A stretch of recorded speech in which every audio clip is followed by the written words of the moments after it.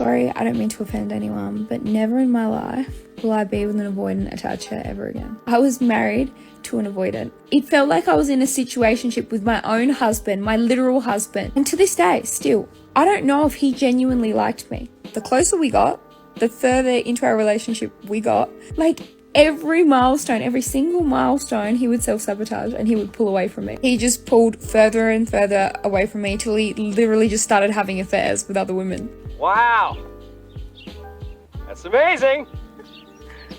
Don't worry, lady, you didn't offend me, mainly because I don't know anything about attachment styles. You see, as an intergalactic bounty hunter, I'm too busy working to actually focus on meaningless psychobabble when it comes to relationships. But even if I did decide to waste an absurd amount of time and money to learn such things, none of it would be useful. You wanna know why? Because you're full of crap and in desperate need of a toilet. Just listen to her language. He's the one to blame. He's the one who pulled away. He's the one who self-sabotaged. He is the one that made her feel unloved. And even when she brings up something significant as an affair, she's intentionally being vague in order to make herself sound like a victim. I think it's safe to say that what she's spewing out doesn't pass the smell test, because what I'm smelling reeks like rotten fish locked in a hot car with a couple pounds of sulfur. It's quite pungent. Oh, yeah.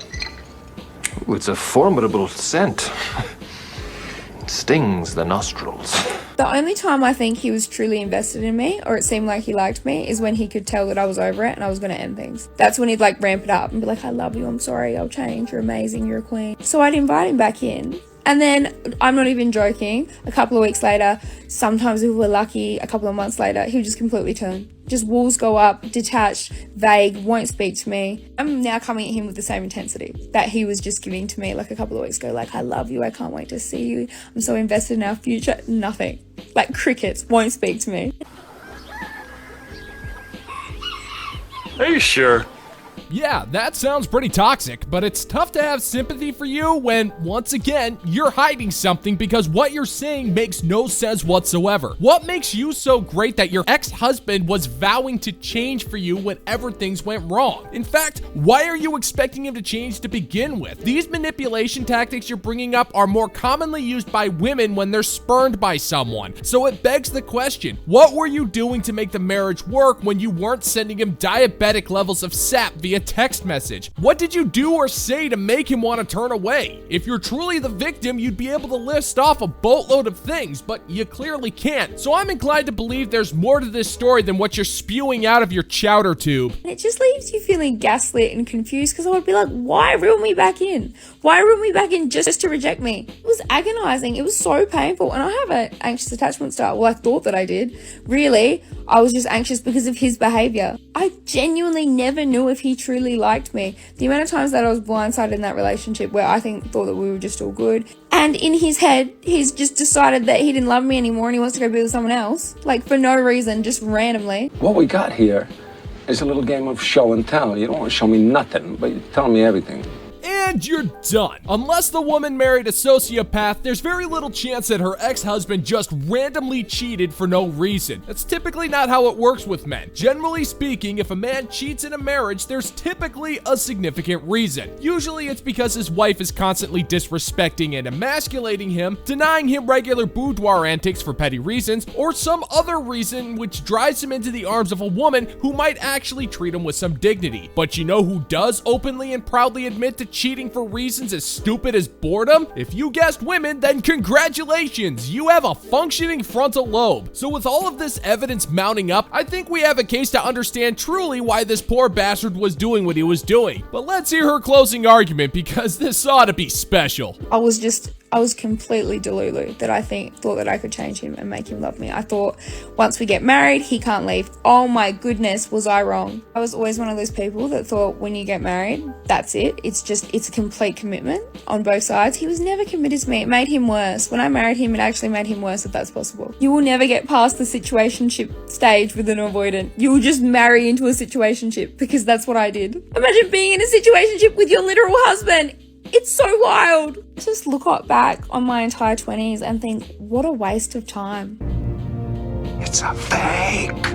Woman, men do not change. We grow. We grow through our experiences by dealing with our trauma and earning respect for ourselves. And when we decide to go through that profoundly insightful yet excruciatingly painful experience, we don't do that for you. We do it for ourselves. And this notion that you think men should somehow magically change for you when you clearly have nothing to offer is nothing short of a massive insult. If a man doesn't love you, there's no amount of psychological manipulation or legal financial contracts that you can use to change that. And it took you over a decade to learn what most people know almost immediately. You don't marry a bang buddy. It's just never gonna end well. You know that. Of course I do, sir. Everybody knows that. Of course we do, sir. Nobody prepares you for post-divorce, what it will feel like, and the enormous amount of pressure you will feel to get it right because you had fought so hard for a second chance. And nobody prepares you in dating for these moments where you are basically reliving old patterns. And there you are, again, stuck in this old pattern. And you know you get a second chance. You're wiser, you're older, you're more experienced. You get a second chance now to make a different decision. Ooh, yeah. I'm gonna have to go ahead and sort of disagree with you there. Yeah, nothing prepares you for divorce. If only there were literally hundreds of terabytes worth of video footage of women who are constantly complaining about living the divorced life, about their lack of dating prospects, the sheer loneliness, and the realization that their ex-husbands are constantly getting first-class tickets to Pound Town. It's truly amazing what women are willing to ignore in their never-ending conquest to be right about everything. Being wiser, older, and more experienced is a massive turnoff for men. It means that you're barren, opinionated, and needlessly argumentative. So why would an older, wiser, and more experienced man want you when they can have a younger, more attractive, and agreeable woman instead? Because trust me, honey, you're not that special. You're a basic, average divorced woman, which makes you significantly below average on the desirability scale. And nobody prepares you for, despite the fact that you know how hard it still is. And I think what I have learned is how much forgiveness I have for myself, because to be now 38, now have more awareness, understanding, and to be in a position where I have to make the other choice. Like, people talking, they say, huh? What are you talking about? And it's still tough for me that I have so much forgiveness and understanding for my young self and the decisions I made without any awareness or understanding. But nobody prepares you for these like deja vu moments where you are faced with an opportunity to make a different decision so that you can have a relationship that provides you the things that you need. And it's still hard. And you get a reaction from people who say, huh? What do you talk about? Allow me to translate what this boxed wine aficionado just blurted out. I am a 38-year-old woman who divorced my husband in hopes of being able to upgrade to a richer, more attractive man. Much to my dismay, upon filing my divorce, I hence found out that the man I wanted seemingly wanted nothing to do with me. Moreover, I have since been struck with the realization that men in general are disinterested in my baggage. So, instead of owning up to my mistakes and admitting that I was wrong for leaving my husband, who was already getting into all sorts of fresh strange in what used to be our marital bed, I'm going to spew out a whole bunch of new age gibberish to make myself sound wiser and deeper than I actually appear before going home to try and foolishly deny the blatant fact that I am old and worthless on the dating market. And before you ask, yes, I have already filed the adoption papers for my cat. His name is Clyde, and he's already consumed my worthless soul. On a scale of 1 to 10, how close am I? 10. Even when you're aware, to not fall into your old patterns and your old familiarity and to what you know. It's not easy, but this time around, there is this weight on my shoulders. I have this obligation now to myself to get it right this time, to not take for granted this opportunity for a second chance at a deeply fulfilling relationship. But it's still hard. Okay.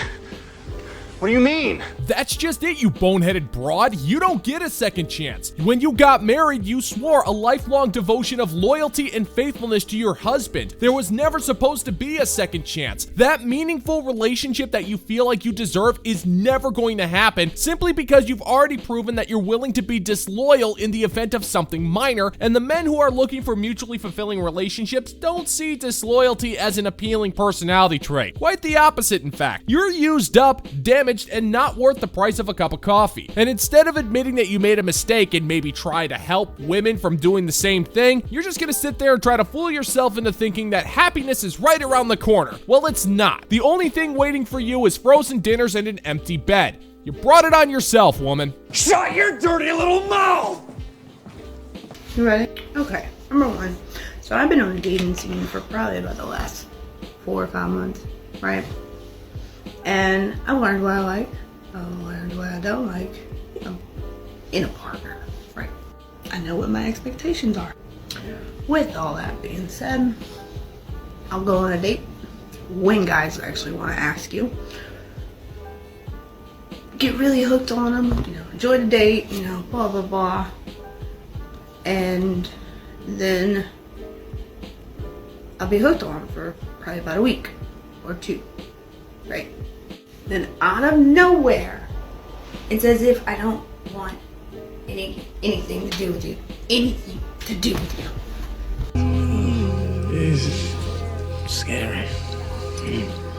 Okay, for starters, men don't want a partner. The term partner is reserved for cowboys who are either about to start up a cattle drive or a saloon brawl. Neither one applies here because it's not a term you want to use for a relationship. Second, nobody cares what you want for a relationship because the standards that you hold for yourself are most likely far too high. Third, the reason why you keep losing interest in men is probably because of those insanely high standards, and when you finally notice something that puts the slightest crack in them, you immediately lose interest. And finally, I'm fairly sure the feeling is mutual with a number of those men because let's just not pull any punches here. It's tough to find a self-respecting man who wants a woman who looks and acts like she's a full-on meth head. That's funny because it's so true. I live a very busy lifestyle. A very busy lifestyle. And if you're not a priority already in my circle, I will forget about you. Completely forget about you. Most of these guys don't know how to ask you on a date. They don't know how to text you every day. I have a busy lifestyle. Very busy. I don't even know if I should be dating. That's how busy. So this is the question that I have for myself. Do you want to date? Should you be dating? I know I'm over all my exes, but at the same time, what is the disconnect in here? Why? Jesus, she is terrifying. Lady, men know how to ask women out on dates. Most of us simply choose not to. Whether it's because we don't want to risk being Me Too'd or because we don't feel the need to date a full-on manic psychopath, we have our reasons. And one look at you and men can tell from a mile away that you clearly have unresolved baggage. You claim to be over your exes, which is either a flat-out lie or complete denial of the obvious. And on top of that, you're openly questioning whether or not you should be dating in the first place. You already know the answer, so stop acting like this is rocket surgery. The men you want don't find you desirable, and you don't find the brain-damaged simps who want you desirable. And the best course of action that you have found is to flail about like a Vegas tourist on a 6-day coke binge while you incessantly complain. I don't think that plan's gonna end the way you think it will. But these people are cool. I have fun. But I don't want to have to take care of anybody else. I go to therapy. I've healed a lot of stuff about myself, of my past traumas. I know all this about me. Yes, there are still things I'm working on. I'm just tired of going through the whole cycle of, is this a red flag or is this normal? And then when people actually show me interest, like hyper fixated interest, wants to be with me, is it love bombing? Like, I don't know. And then when they do it, it's like, ew. I don't need all this attention. Yeah, give me some. But go do something else. I don't know. I'm just glad today's Tuesday and I have therapy later. I need to talk. Lady, you're scaring us. Alright, let me spell it out for you, woman. Don't date. Just don't. You're in no condition to be dating, especially when you're acting like you just consumed equal parts espresso and angel dust. All you're doing when you date is disillusioning young men by force-feeding them your trauma. You clearly haven't resolved as nearly as many issues as you think, but I won't lie. I will give you points for being in therapy, but that's a long and bumpy road, one that therapists are more than happy to watch you drive because they take one look at you and know that with your issues, you're going to pay them so much money in sessions that you're single-handedly going to put their children through college.